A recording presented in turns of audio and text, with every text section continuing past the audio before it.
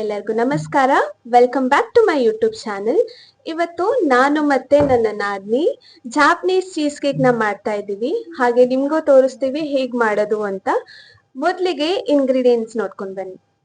ಇದು ಮಾಡೋಕ್ಕೆ ಬೇಕು 100 ಗ್ರಾಮ್ ಸಕ್ಕರೆ, ಹಾಗೆ 40 ಗ್ರಾಮ್ ಮೈದಾ ಹಿಟ್ಟು, ಒಂದು ಚಿಕ್ಕ ಲೋಟದಲ್ಲಿ ಹಾಲು, ಒಂದು 1/4 ಭಾಗ ಅಷ್ಟು ಲಿಂಬೆಹಣ್ಣು, ಹಾಗೆ ಒಂದು 100 gram cream cheese, 20 gram butter, ಹಾಗೆ 4 ಮೊಟ್ಟೆ. ಮೊದಲಿಗೆ ನೀರು ಬಿಸಿ ಮಾಡೋಕ್ಕೆ ಇಟ್ಕೊಳ್ಬೇಕು. ನೀರು ಚೆನ್ನಾಗಿ ಕುದಿಬೇಕು ಇಲ್ಲಿ. ಆಮೇಲೆ ನಾವಿಲ್ಲಿ ಒಂದು ಬೌಲ್ ತೊಗೊಂಡಿದ್ದೀವಿ. ಆ ಬೌಲ್ಗೆ ಕ್ರೀಮ್ ಚೀಸ್ನ ಆ್ಯಡ್ ಮಾಡ್ತಿದ್ದೀವಿ.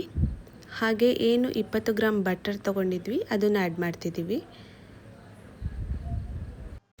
ನೀವೇನು ನೀರನ್ನು ಕುದಿಸಿರ್ತೀರ ಅದನ್ನು ಒಂದು ಪಾತ್ರೆಗೆ ಹಾಕಿ ಅದ್ರ ಮೇಲೆ ನಾವು ಏನೀಗ ಬೌಲಲ್ಲಿ ಕ್ರೀಮ್ ಚೀಸ್ ಹಾಗೆ ಬಟರ್ನ ಹಾಕಿರ್ತೀವಿ ಅದನ್ನು ಇಡಬೇಕು. ಇದನ್ನು ಡಬಲ್ ಬಾಯ್ಲಿಂಗ್ ಮೆಥಡ್ ಅಂತ ಹೇಳ್ತಾರೆ. ಕ್ರೀಮ್ ಮತ್ತು ಚೀಸ್ ಎರಡೂ ತುಂಬ ಚೆನ್ನಾಗಿ ಮೆಲ್ಟ್ ಆಗಬೇಕು. ಆಮೇಲೆ ಒಂದು ಬೀಟರ್ನ ತಗೊಂಡು ಕ್ರೀಮ್ ಚೀಸ್ ಮತ್ತು ನಾವು ಏನು ಬಟರ್ ಹಾಕಿರ್ತೀವಿ ಅದನ್ನು ನೀವು ಚೆನ್ನಾಗಿ ಮಿಕ್ಸ್ ಮಾಡಬೇಕು. ಆಮೇಲೆ ನೀವು ಅದಕ್ಕೆ ಹಾಕಬೇಕು, ನಾವು ಚಿಕ್ಕ ಗ್ಲಾಸಲ್ಲಿ ಏನು ಹಾಲು ತೊಗೊಂಡಿರ್ತೀವಿ ಅದನ್ನು ನೀವು ಅದಕ್ಕೆ ಹಾಕಿ ಮಿಕ್ಸ್ ಮಾಡಬೇಕು.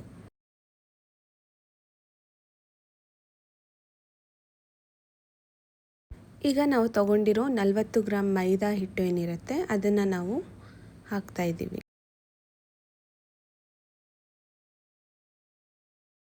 ಮೈದಾ ಹಾಕಿ ಮಿಕ್ಸ್ ಮಾಡಬೇಕು.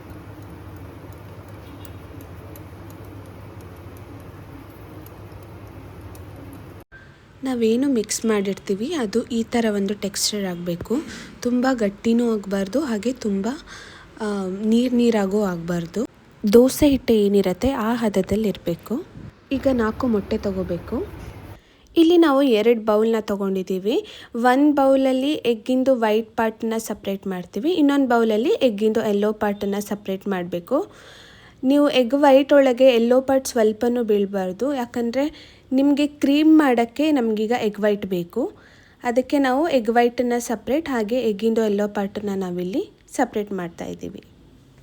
ಇದೇ ಥರ ನೀವು 4 ಮೊಟ್ಟೆಯ ಎಗ್ ವೈಟ್ ಮತ್ತು ಎಗ್ ಯೆಲ್ಲೋ ಪಾರ್ಟನ್ನು ನೀವು ಸಪ್ರೇಟ್ ಮಾಡಬೇಕಾಗತ್ತೆ.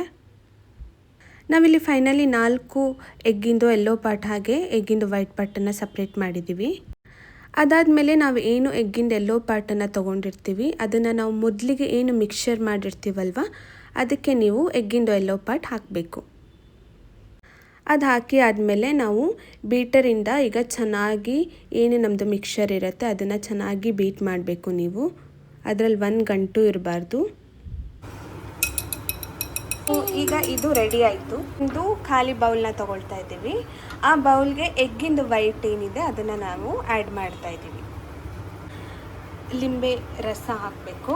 ಲಿಂಬೆ ಹಣ್ಣು ಏನು ತೊಗೊಂಡಿರ್ತೀವಿ ಅದರದ್ದು ರಸ, ಒಂದು 1/4 ಭಾಗ ಲಿಂಬೆ ಹಣ್ಣನ್ನು ಹಾಕಬೇಕು. ಅದಕ್ಕೆ ಎಗ್ ವೈಟ್ ಹಾಗೆ ನಿಂಬೆ ರಸ ಹಾಕಿದ್ಮೇಲೆ ನಾನು ಒಂದು ಎಲೆಕ್ಟ್ರಿಕ್ ಬೀಟರ್ನ ತೊಗೊಂಡು ಇದನ್ನು ಚೆನ್ನಾಗಿ ಮಿಕ್ಸ್ ಮಾಡ್ತಾ ಇದ್ದೀನಿ. ನೀವು ಬೇಕಿದ್ರೆ ನಾರ್ಮಲ್ ಬೀಟರ್ನ ಯೂಸ್ ಮಾಡ್ಬೋದು, ಆದರೆ ನಿಮ್ಗೆ ತುಂಬ ಟೈಮ್ ಬೇಕಾಗುತ್ತೆ ಬೀಟ್ ಮಾಡೋಕ್ಕೆ.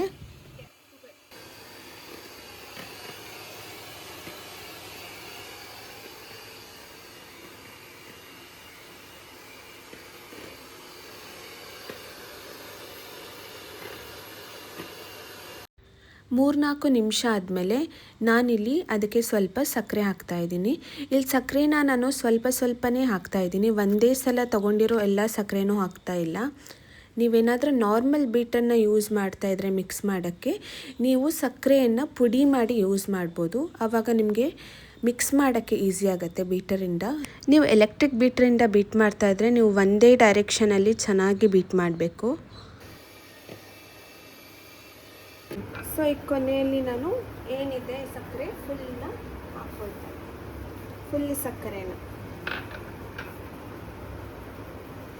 ಮತ್ತೆ ಬೀಟ್ ಮಾಡಿ. ನಾವೇನು ಬೀಟ್ ಮಾಡಿರ್ತೀವಿ ಅದು ಈ ಥರ ಟೆಕ್ಸ್ಚರ್ ಇರಬೇಕು. ನೀವು ನೋಡ್ತಾ ಇರ್ಬೋದು ವಿಡಿಯೋದಲ್ಲಿ. ಈ ಥರ ಒಂದು ಟೆಕ್ಸ್ಚರ್ ಬಂದರೆ ಅದು ಬೀಟ್ ಮಾಡಿರೋದು ಆಗಿದೆ ಅಂತ, ಕಂಪ್ಲೀಟ್ ಆಗಿದೆ ಅಂತ. ಇಲ್ಲಿ ನಾನು ಕೇಕ್ ಮಾಡೋ ಏನು ಪಾತ್ರೆ ಇರುತ್ತೆ ಅದನ್ನು ತಗೊಂಡಿದ್ದೀನಿ. ಹಾಗೆ ಅದ್ರ ಕೆಳಗೆ ಹಾಗೆ ಸೈಡ್ಸಲ್ಲಿ ಬಟರ್ ಏನಿದೆ ಅದನ್ನು ನಾನು ಹಾಕ್ತಾಯಿದ್ದೀನಿ. ಈಗ ನಾನು butter paper or baking paper ಅಂತ ಏನು ಹೇಳ್ತಾರೆ ಅದನ್ನು ತಗೊಂಡು ಬಟರ್ ಏನು ಸ್ಪ್ರೆಡ್ ಮಾಡಿದ್ದೀನಿ ಅದ್ರ ಮೇಲೆ ಹಾಕ್ತೀನಿ.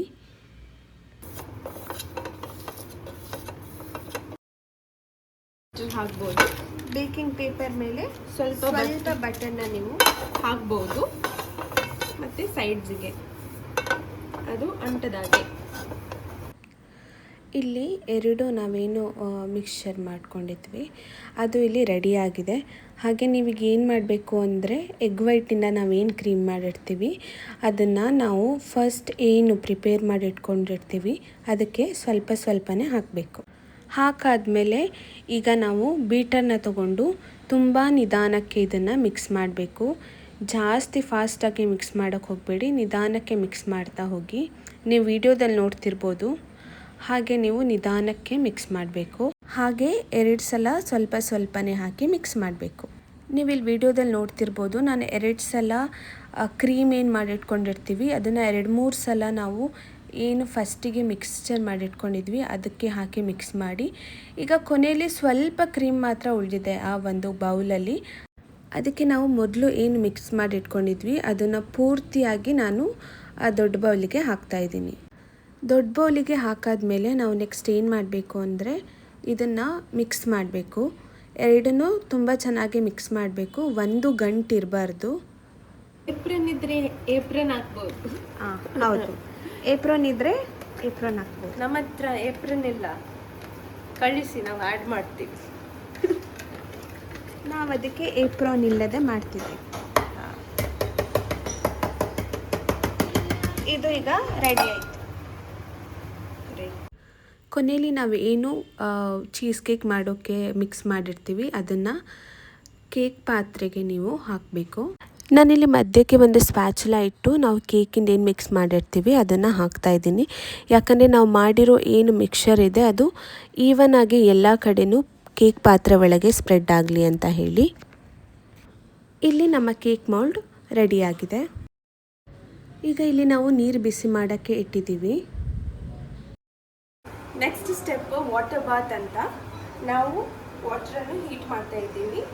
ಇದು ಈ ವಾಟ್ರನ್ನು ನಾವು ಈ ನೀರನ್ನು ನಾವು ಮೈಕ್ರೋವೇವ್ ಒಳಗೆ ಹಾಕಿ ಮತ್ತು ಅದರ ಮೇಲೆ ಈ ಕೇಕ್ ಮಾಲ್ಡನ್ನು ಇಡ್ತೀವಿ. ಅಷ್ಟೇ. ಫಸ್ಟ್ ನಾವು 160 ಡಿಗ್ರಿ ಸೆಲ್ಸಿಯಸ್ಸಲ್ಲಿ 20 ಮಿನಿಟ್ಸಿಗೆ ಇಡೋದು. ಮತ್ತು ಓಪನ್ ಮಾಡಿ 5 ಸೆಕೆಂಡ್ಸ್ ಓಪನ್ ಇಟ್ಟು ಮತ್ತು ಪುನಃ 110 ಡಿಗ್ರಿ ಸೆಲ್ಸಿಯಸ್ ಅಬೌಟ್ 60 ಮಿನಿಟ್ಸಿಗೆ ಬೇಕಾಗಲಿಕ್ಕೆ ಬಿಡಬೇಕು. ನಾವೇನು ಬಿಸಿ ನೀರು ಮಾಡಿರ್ತೀವಿ ಅದನ್ನು ನಾನು ಟ್ರೇ ಒಳಗೆ ಹಾಕ್ತಾಯಿದ್ದೀನಿ. ನೀವು ನೋಡ್ತಾ ಇರ್ಬೋದು. ಟ್ರೇ ಒಳಗೆ ಹಾಕಾದ್ಮೇಲೆ ನಾವು ಏನು ಕೇಕಿಂದು ಮೌಲ್ಡ್ ರೆಡಿ ಮಾಡಿರ್ತೀವಿ ಅದನ್ನು ಅದ್ರ ಮೇಲೆ ಇಟ್ಟು ನಾವು ಕ್ಲೋಸ್ ಮಾಡ್ತೀವಿ. ಈಗ ಕ್ಲೋಸ್ ಮಾಡಿ ಆದಮೇಲೆ ನಾವು ಎಷ್ಟು ನಿಮಿಷಕ್ಕೆ ಇಡಬೇಕು ಅಂತ ನೋಡಬೇಕು. ನಾವೀಗ ಫಸ್ಟಿಗೆ 160 ಡಿಗ್ರಿ ಸೆಲ್ಸಿಯಸ್ಗೆ 20 ನಿಮಿಷ ನಾವು ಬೇಕಾಗಕ್ಕೆ ಬಿಡ್ತಾ ಇದ್ದೀವಿ. ಎಕ್ಸಾಕ್ಟ್ 160 ಅಂತ ಅಲ್ಲ, 165 ಆಗುತ್ತೆ. ಹತ್ತತ್ರ 160 ಇರಬೇಕು. ಇಲ್ಲಿ ಕೇಕ್ ಬೇಕಾಗ್ತಾ ಇದೆ. ಇಲ್ಲಿ ಬೇಕಾದಮೇಲೆ ನೀವು 5 ಸೆಕೆಂಡ್ನ ಹಾಗೆ ಇಡಬೇಕು. ಅದಾದಮೇಲೆ ಮತ್ತೆ ನೀವು ಕ್ಲೋಸ್ ಮಾಡಬೇಕಾಗತ್ತೆ. ಕ್ಲೋಸ್ ಮಾಡಿ ಆದಮೇಲೆ ಈಗ ನೀವು 110 ಡಿಗ್ರಿ ಸೆಲ್ಸಿಯಸ್ಗೆ 1 ಗಂಟೆಯನ್ನು ಇಡಬೇಕು. ಅಂದರೆ ಅದು 1 ಗಂಟೆ ಬೇಕಾಗಬೇಕು 110 ಡಿಗ್ರಿ ಸೆಲ್ಸಿಯಸ್ಸಲ್ಲಿ. ಇಲ್ಲಿ ಫುಲ್ಲಾಗಿ ಕೇಕ್ ಬೇಕಾಗಿದೆ. ನಾವು ಅದನ್ನು ಓಪನ್ ಮಾಡಿ ನೋಡ್ತಾ ಇದ್ದೀವಿ ಹೇಗಾಗಿದೆ ಅಂತ. ನೀವು ನೋಡ್ತಿರ್ಬೋದು ತುಂಬ ಫ್ಲಫಿಯಾಗಿ ತುಂಬ ಚೆನ್ನಾಗಿ ಕೇಕ್ ಬಂದಿದೆ. ಈಗ ಟೇಸ್ಟಿಂಗ್ ಟೈಮ್. ನಾವು ಮಾಡಿರೋ ಕೇಕ್ ಹೇಗಾಗಿದೆ ಅಂತ ಹೇಳಿ ಟೇಸ್ಟ್ ಮಾಡೋಣ ಅಂತ ಹೇಳಿ ಕೇಕನ್ನು ಕಟ್ ಮಾಡ್ತಾ ಇದ್ದೀವಿ, ಚೀಸ್ ಕೇಕನ್ನು.